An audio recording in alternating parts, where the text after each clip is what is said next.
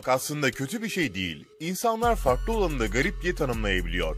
Ama bu gördüğümüz insanlar gerçekten garip. Belli özellikleriyle Guinness Rekorlar kitabına giren de var. Yolda sokakta görenlerin küçük dillerini yutmasını sağlayan da. Gelin bu videoda dünyanın en sıra dışı insanlarına hep birlikte bakalım. Videoya başlamadan önce bu tarz videoların daha çok gelmesini istiyorsanız bu videoyu beğenerek bize destek olabilirsiniz. Edward Smith. Edward Smith adlı 65 yaşındaki bu adam arabalara ilgi duyması ile biliniyor. Vanilla adında 1967 Volkswagen Beetle sevgilisi varmış.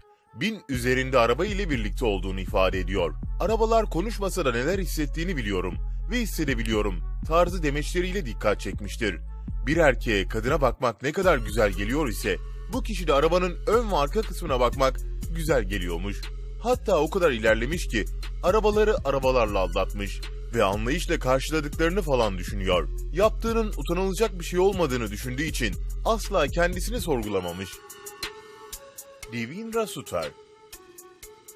Hindistan'da yaşayan Devendra Sutar, dünyanın en fazla parmağa sahip olan insanı olarak Guinness Rekorlar kitabına girdi. Sutar'ın bu kadar parmağa sahip olmasına sebep ise polidaktili adındaki hastalık.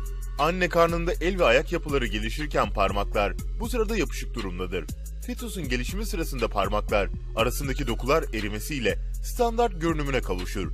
Bu sırada Sutar'ın başına gelen polidaktili anormalliği parmaklarının normalden daha fazla sayıda olmasına sebep olmuş. Badam Singh Juwansin. Badam Singh Juwansin Guinness Rekorlar kitabına dahil olmak için tam 22 sene boyunca bıyıklarına hiç dokunmadı. Bu süreçte bıyıklarına hassas bakım yapmayı ihmal etmeyen Badam Singh Juwansin, sabrı ve özeniyle bu tuhaf rekoru fazlasıyla hak etti. Juwansin'in ölçülen bıyık uzunluğu tam tamına 3 metre 81 santim şeklinde. Hindistan'da o dönem ilgi odağı olan Juwansin'in bakalım bu rekorunu kıracak bir baba yiğit çıkacak mı? Hep birlikte göreceğiz. Larry Gomez. Kurt adamla kaplı Larry Gomez'in vücudu kıllarla kaplı. Çok nadir bir hastalık olan hipertrikozdan müzdarip Gomez zor günler geçirmiş olsa da artık bu haline alıştığını, hatta kendisiyle gurur duyduğunu söylüyor Gomez. Yıllarca alay ve zorbalığa maruz kaldığını ancak şimdi dünyanın en kıllı adamı olma gururunu yaşadığını belirtti. 2011'de daire ararken tanıştığı Alice Martinez'le tanışıp evlenen Gomez, Alice ile evlenmenin de güvenini arttırdığını söyledi. Larry Gomez ayda bir kez tüm kıllarını kestiğini ancak her defasında kılların daha hızlı uzadığını sözlerine ekledi. Alain Davidson. Alain Davidson öncelikle bir beğeni ve hobi gibi başladığı piercing taktırma işlemini yıllar geçtikçe aşırılacak derecelere getirmiş. Kendisini dünyanın en çok piercing takan kadını olarak rekorlar kitabına yazdırmıştır. Kendisinin ilk rekorlar denemesi 2000 yılında gerçekleşmiş. O zamanlar vücudunda 462 adet piercing bulunmuştur. Rekorlar kitabına ilk girişi bu şekilde olan Davidson bununla yetinmemiş ve süre gelen yıllar içerisinde sürekli kendisine vücudunun her bölgesinde piercing yaptırmıştır. Kendisi hemşirelik mesleği yapan Alain Davidson bir de evlilik gerçekleştirmiş ve eşi aksine kendisi gibi piercinglerle dolu bir vücuda sahip değildir.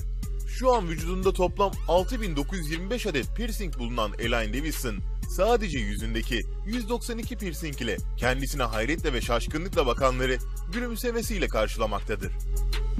Mitsuo Matoyoshi. Mitsuo Matoyoshi Japon vatandaşı. Protestan vaiz olarak eğitilmiş ve Hristiyanlık üzerine dini çalışmalar gerçekleştirmiş. Aynı zamanda siyasi aktivist ve parti lideri.